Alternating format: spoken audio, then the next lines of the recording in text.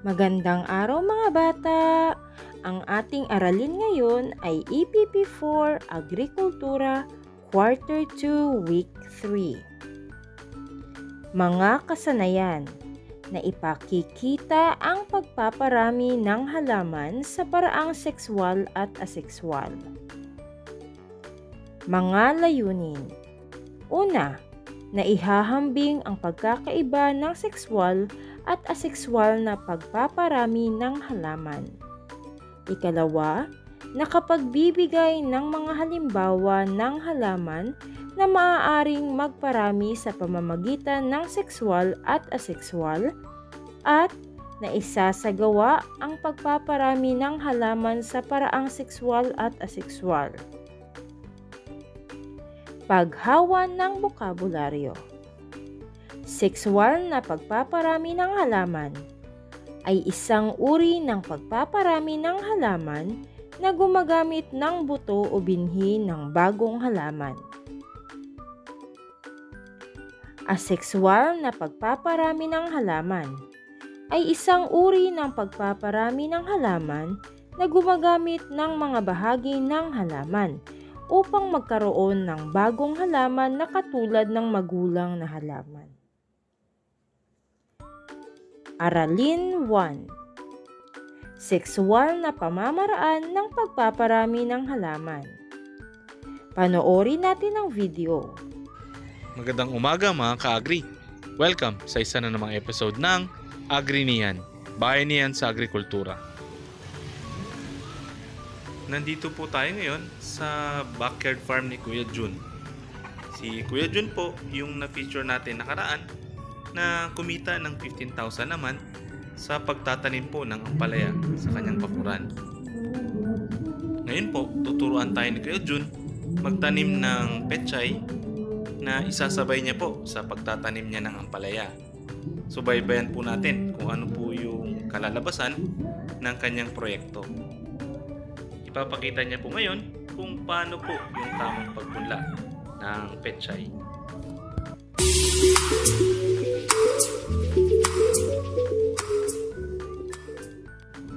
Una po, gumamit ng buhaghag na lupa. So ang gagamitin po ni Kuya Jun ay yung lupa na malapit po sa pinagtataniman niya ng ampalaya. Sunod po, durugin maigi yung lupa bago ilagay sa seed tray. Gumamit po dito si Kuya Jun ng 12x24 na butas ng seed tray o 288 na butas. Punuin lang po lahat ng butas at pantayin ang lupa sa ibabaw po nito.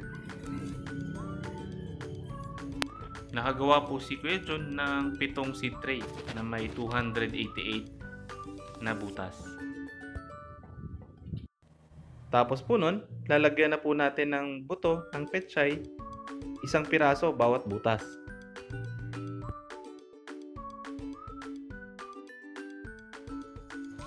Matapos po natin taniman, kailangan na po natin siyang diligan. So siguraduhin lang po na nabasa po natin lahat ng buto para mas mabilis po yung germination.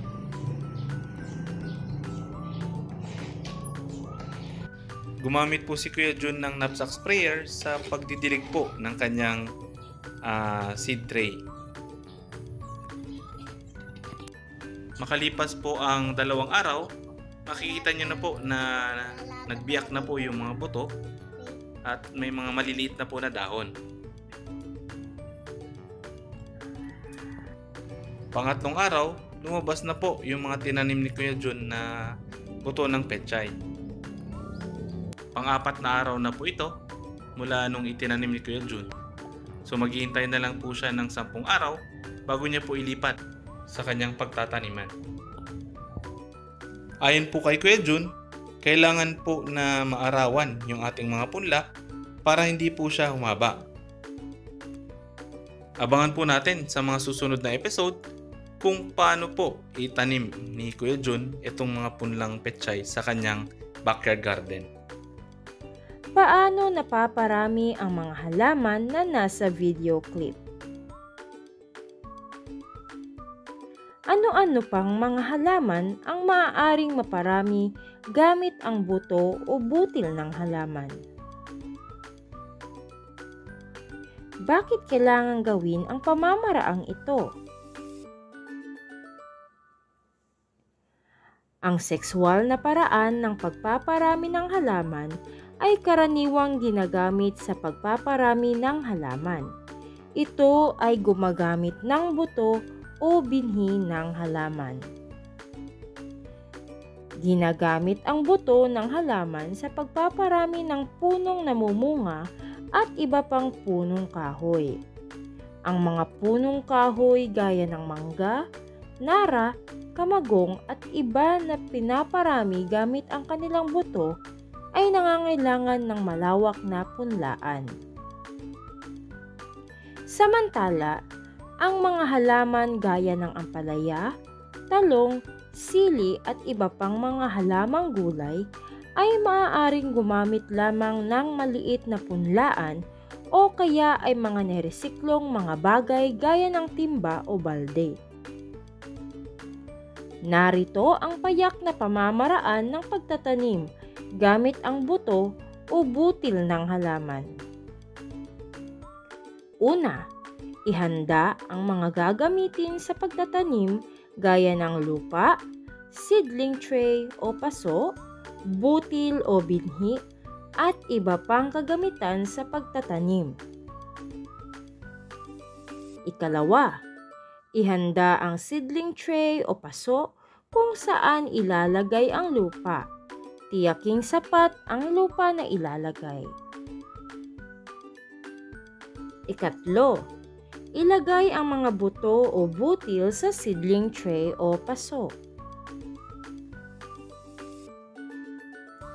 Ikaapat, diligan ito upang matiyak na may sapat na halumigmig nito upang tumubo. Ikalima, hintayin ang sapat na laki nito bago ito ilipat sa halamanan. Paalala, suriing mabuti ang lupa kung may mga matutulis na bagay na nakahalo at huwag paglaruan ito.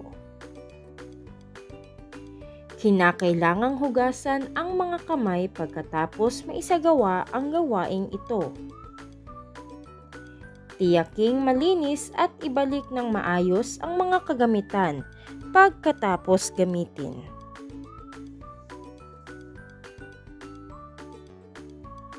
Paano ang magtanim sa pamamaraang sexual? Ano-anong mga halaman ang maaaring paramihin gamit ang pamamaraang sexual? Halina't magtanim. Panuto. Una, kumuha ng kapareha para sa gawaing ito. Ikalawa, ihanda ang mga kagamitan para sa sexual na pamamaraan ng pagpaparami ng halaman. Ikatlo, isagawa ang wastong hakbang. Ikaapat, gamitin ang scorecard para maging gabay sa gawaing ito.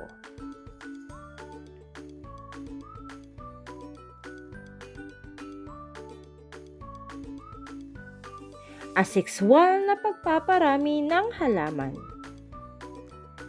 Ang asexual na pagpaparami ng halaman ay gumagamit ng mga bahagi ng halaman tulad ng ugat, sanga at dahon. Ito ay karaniwang ihinihiwalay at pinalalago upang maging bagong tanim. Ito ay maaaring natural o artipisyal. Ang natural ay karaniwang pagpapatubon o pag-usbong ng mga halaman mula sa ugat nito. Halimbawa, gabi, luya, saging. Ang artificial naman ay gumagamit ng bahagi ng halaman gaya ng sanga, dahon o usbong ng tanim. Para maparami ito, ilan sa mga ito ay pasanga o cutting, marcoting o air layering, Inarking, grafting. Pasanga o cutting. Ito ay pinakamadaling pamamaraan ng pagpaparami ng tanim. Pinuputol ang sanga, pinauugat at itinatanim. Ginagamit din ang dahon at ugat, ang artipisyal na pamamaraan nito.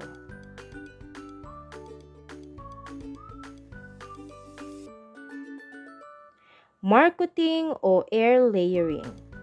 Ito ay ginagawa sa sanga ng punong kahoy habang hindi pa nahihiwalay sa puno. Ito ang mga sumusunod na hakbang sa pagmamarkot. Una, tanggalin ang balat ng sanga gamit ang matalim na bagay gaya ng kutsilyo.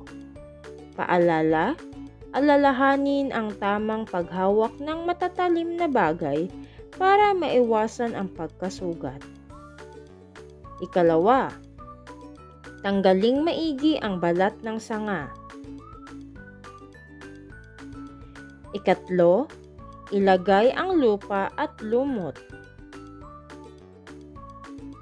Ikaapat, balutin ng bunot ng niyog o plastik. Ikalima, talian ang magkabilang bahagi nito.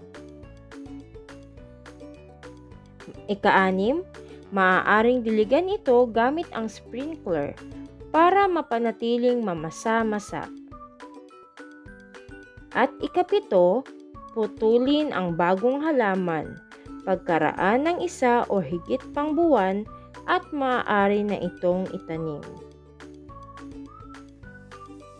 Inarking. Ang paraang ito ay pinagsasama ang sanga ng puno at sanga ng isa pang puno na nakalagay sa paso. Grafting.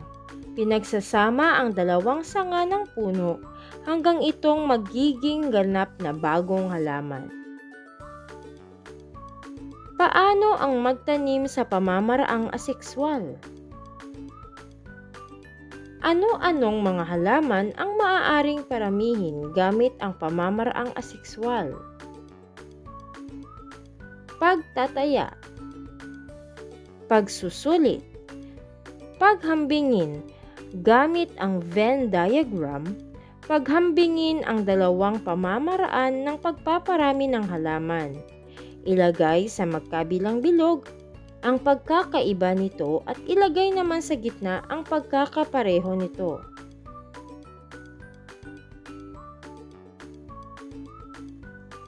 Tukuyin kung ito ay asekswal, sekswal o parehong pamamaraan ng pagpaparami ng halaman. Ilagay ang iyong sagot.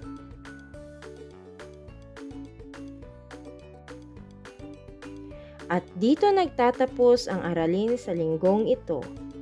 Maraming salamat sa pakikinig mga bata. Paalam!